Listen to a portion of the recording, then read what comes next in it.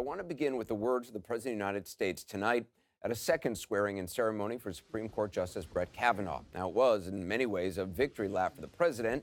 He's done what few presidents have, naming 2 justices to the court in his first 2 years in office. But in addition to celebrating his victory, he also used the moment to say this. I want to apologize to Brett and the entire Kavanaugh family for the terrible pain and suffering you have been forced to endure.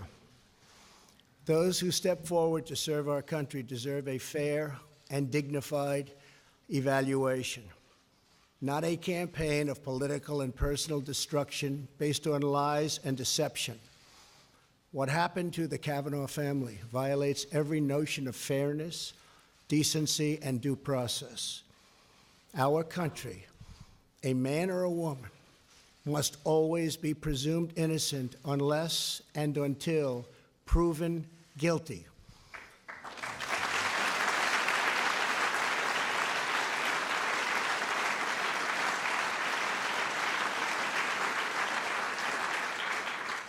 And with that, I must state that you, sir, under historic scrutiny, were proven innocent. Well, it was, whatever you think of the president's choice of Judge Kavanaugh, the kind of language not traditionally heard at moments like this, but this has been a confirmation process unlike any in recent memory. The president clearly believes what happened will politically benefit his party next month during midterm elections. And ever since Judge Kavanaugh got the vote Saturday, the president has gone all in against the people opposed to the confirmation. Here he was this morning. A man that did nothing wrong, a man that was caught up in a hoax that was set up by the Democrats, using the Democrats' lawyers, and now they want to impeach him. I've heard this from many people. I think it's an insult to the American public. And I think you're going to see a lot of things happen on November 6th that would not have happened before. Well, he went on to call the process a charade and over the weekend described confirmation opponents this way. In their quest for power, the radical Democrats have turned into an angry mob. You don't hand matches to an arsonist, and you don't give power to an angry left-wing mob, and that's what they've become. The Democrats have become too extreme and too dangerous to govern.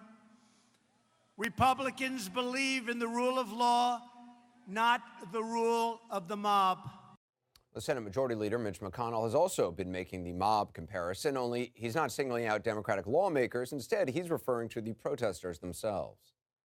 The Senate and Judiciary Democrats leaking Dr. Ford's name against apparently her desires, then trying to lower the standard and say that the presumption of innocence no longer applies in the United States of America. And then the mob descended on Capitol Hill and tried to intimidate our members into opposing this good man's nomination. We stood up to the mob. We established that the presumption of innocence is still important. So that was yesterday. Today, he went a step further, suggesting that he and other Kavanaugh supporters were in physical danger. We were literally under assault. These demonstrators, I'm sure some of them were well-meaning citizens, but many of them were obviously trained to get in our faces, to go to our homes up there, to basically almost attack us in the halls of the Capitol. Now, keeping him honest, when Senator McConnell talks about being literally under assault, he's referring to women, many of whom have actually been assaulted, sexually assaulted. Wherever you come down on Brett Kavanaugh, describing protesters as a mob doesn't fit the facts. And no one on either side literally assaulted Senator McConnell or his members.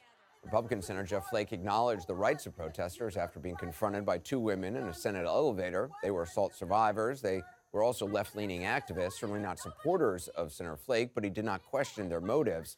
It's worth remembering, though, that politicians of all stripes have tried to tar other protest movements, left and right, as something other than what they were, whether it was civil rights marchers, Vietnam War opponents, Tea Party conservatives, or the protesters today. Different eras, different causes, different politicians crying foul with nothing in common except their belief that impugning people freely and peacefully expressing their views is somehow the right thing to do.